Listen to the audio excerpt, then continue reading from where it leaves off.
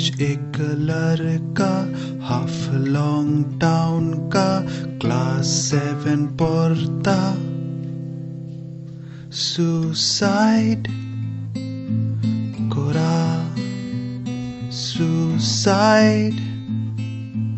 करा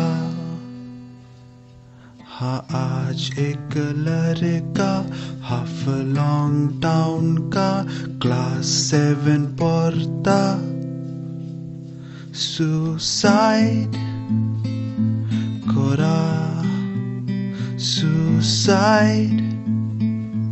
करा उसको दोस्त नहीं है आज दुनिया मोर की है हाँ उसको दोस्त नहीं है सब आदमी नकली है and I hope that he is happy and I pray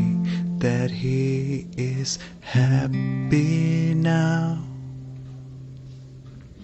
आज एक आदमी गाड़ी चलाया कुत्ता आया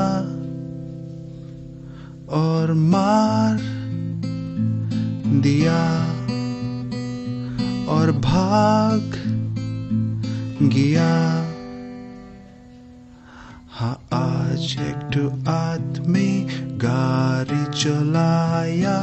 कुत्ता आया कुत्ता को मार दिया और भाग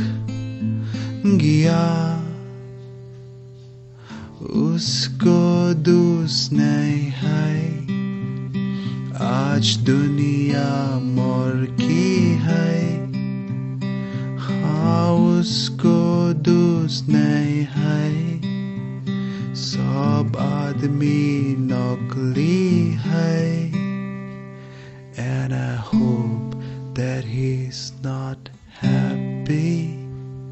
and I pray that he's never happy